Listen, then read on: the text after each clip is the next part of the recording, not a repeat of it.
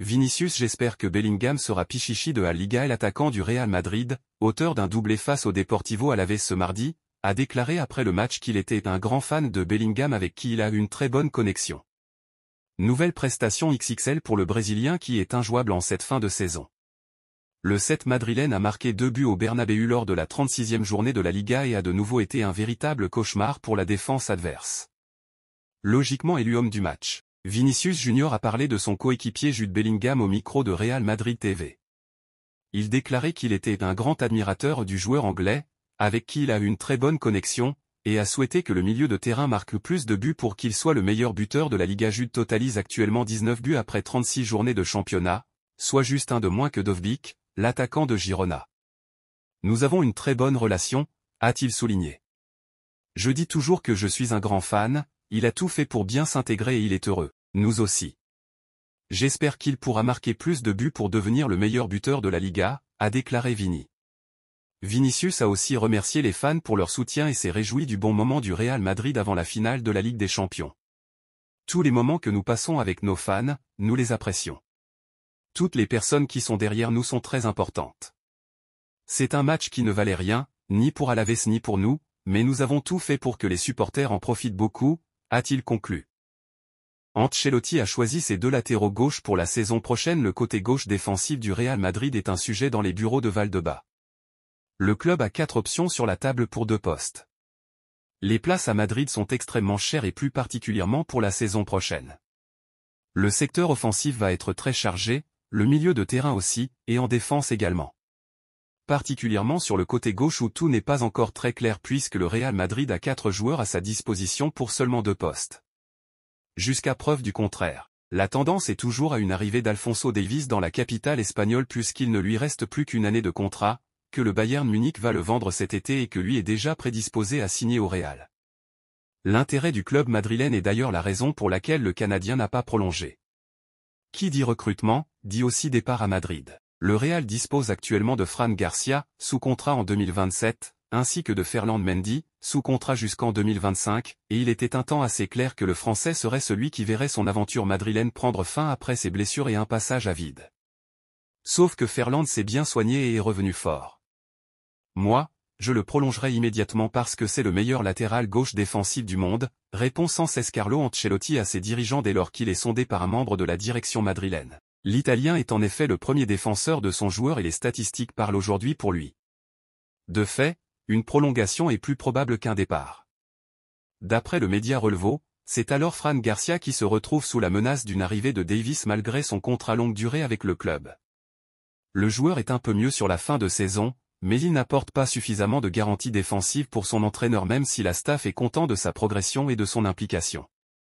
Pour autant, toujours selon la même source, pour Carlo Ancelotti les choses sont claires, le meilleur duo à former pour la saison à venir est celui composé de Ferland Mendy et Alphonso Davies, même si le club n'était initialement pas très chaud avec l'idée d'avoir 2 joueurs confirmés pour ce même poste. Quant à Miguel Gutiérrez, il se pourrait qu'il soit racheté par le Real Madrid cet été pour ensuite être prêté à Girona où il pourra continuer à progresser et découvrir la Ligue des Champions. La Maison Blanche sait que son joueur plaît à beaucoup d'équipes et il n'est pas question pour l'heure de le laisser filer d'autant qu'il faut rappeler, tout de même, que Mendy fêtera ses 29 ans en juin. Real Madrid, Luka Modric force sa prolongation. Luka Modric célèbre un but avec le Real Madrid. À 38 ans, Luka Modric vit sa 12e saison au Real Madrid. Sans doute sa dernière. Libre de tout contrat à la fin de la saison, le milieu de terrain croate ne fait plus partie des plans de la Casablanca, contrairement à son coéquipier Toni Kroos. Pourtant, Relevo nous apprend que le Ballon d'Or 2018 s'accroche et essaie toujours d'obtenir une prolongation. Une tentative qui ne devrait pas être couronnée de succès. Le Real Madrid considère qu'il est temps de refermer le chapitre Modric et de miser sur la jeunesse comme le Turc Arda Güler. Ce qui n'empêchera pas la Casablanca de préparer un hommage XXL aux Croates pour ses adieux au Bernabéu. Real Madrid, Arda Güler est en train de tout retourner. Arda Güler lors d'un match du Real Madrid cette saison. Après un début de saison plombé par les blessures, Arda Güler est en train de tout retourner au Real Madrid. 4 buts en 275 minutes de jeu, c'est le bilan bluffant du Turc en Liga ces dernières semaines. Carlo Ancelotti avait appelé à la patience avec Arda Güler, et force est de constater que le temps lui donne raison. Plombé par les blessures dès son arrivée l'été dernier, L'international turc de 18 ans n'a pu effectuer ses débuts sous le maillot madrilène qu'au mois de janvier. Une longue traversée du désert, mais dont il a su ressortir regonflé. En rejoignant le club de ses rêves, Gullet avait bien évidemment conscience du virage serré qui l'attendait, là où la concurrence est plus féroce que nulle part ailleurs. Mais au final, c'est toujours le terrain qui parle. En se réfugiant dans le travail et sans tenir compte de tout ce qui pouvait se dire ou écrire à son sujet ces derniers mois, l'ancien joueur de Fenerbahçe s'est frayé une place dans le groupe madrilène. Et c'est sur des bases affamées qu'il aborde chaque rencontre depuis un mois, avec l'ambition de convaincre son entraîneur Carlo Ancelotti. Après avoir marqué son premier but en Liga face au Celta Vigo fin mars, le tout en ayant joué seulement 2 petites minutes, le Turc a activé le DRS et n'a plus vraiment envie de freiner. 3 buts sur ses 4 derniers matchs. Si le Real Madrid était déjà quasiment certain de terminer la saison champion fin avril, Gullet a encore un peu plus approché son club de cet objectif. Face à la Real Sociedad, 1-0, le 26 avril, c'est lui qui avait inscrit l'unique but de la rencontre. De la vie, de la fantaisie, de l'efficacité, et aussi, les louanges de la presse madrilène, qui s'était pourtant montrée impitoyable avec lui jusqu'ici. Le week-end dernier contre Grenade, 4-0, Gullet a encore su piocher dans les bons tiroirs, au bon moment, pour inscrire son 3e but en Liga, avant de réitérer hier soir. Entré à la place d'Eduardo Camavinga à l'heure de jeu, lors du derby contre Alaves, 5-0, le Turc n'a eu besoin que de 20 minutes pour jaillir, une fois de plus. En flairant un mauvais renvoi de la défense adverse, le gaucher a crucifié Oono à son premier poteau. 4 buts en 275 minutes, soit en moyenne un but toutes les 68 minutes, c'est le bilan plus qu'honorable de Gullet en Liga cette saison. Nous l'aimons énormément. Toute l'équipe, tout le staff l'apprécie beaucoup.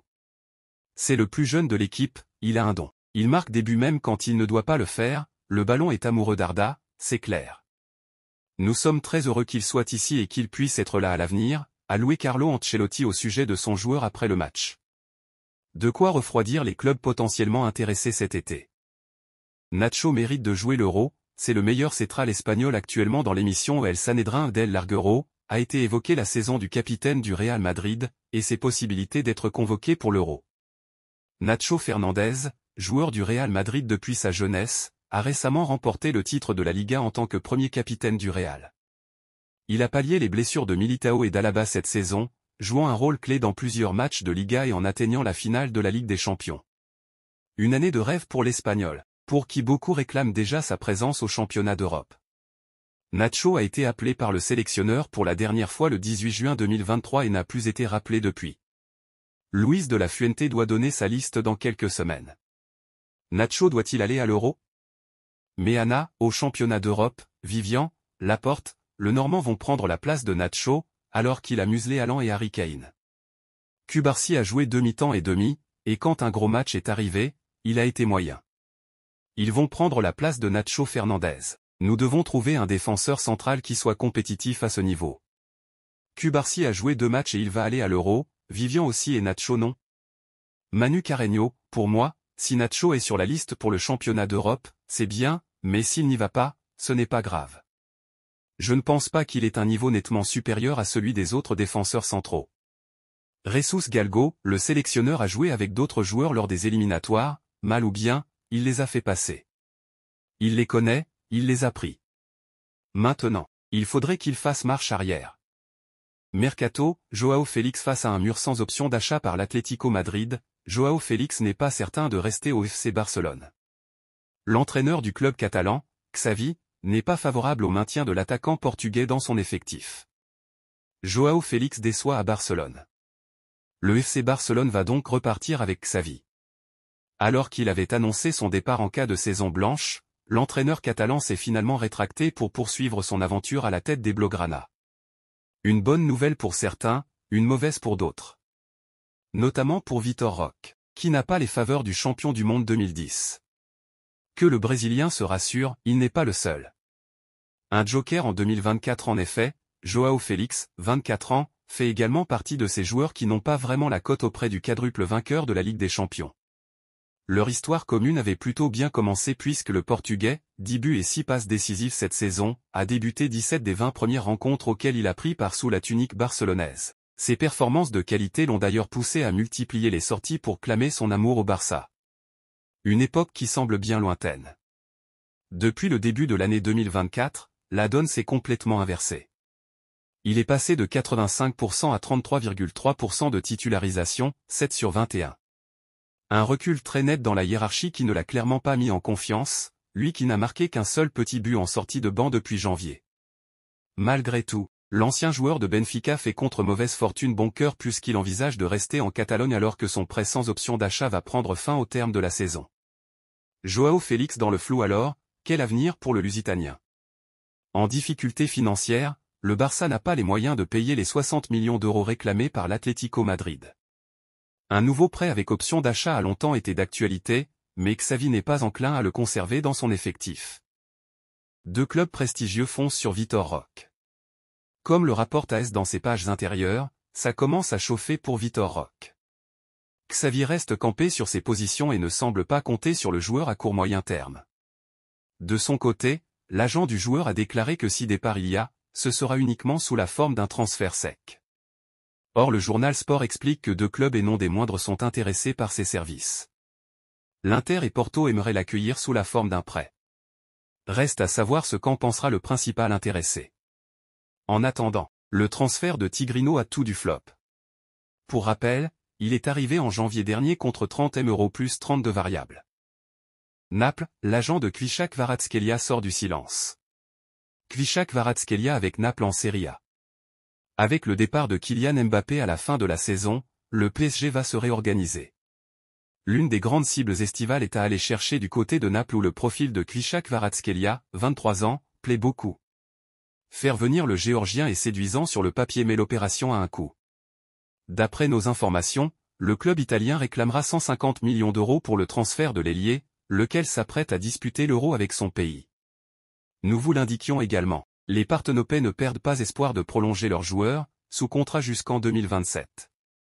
C'est ce que confirme l'agent de Kvara dans un entretien à la Gazzetta dello Sport. Il n'y a pas d'urgence pour prendre la décision de prolonger car Naples est la deuxième maison de Kvicha. Nous apprécions vraiment l'attention et le respect que le président du club a pour nous. S'il y a une offre qui nous satisfait, le club et l'ensemble des parties, sans qu'Aurelio de Laurentiis ne s'y oppose, alors nous en parlerons. La décision sur l'avenir de Kvaratskhelia sera prise uniquement en tenant compte de cela. Voilà qui laisse la porte ouverte à toutes les possibilités.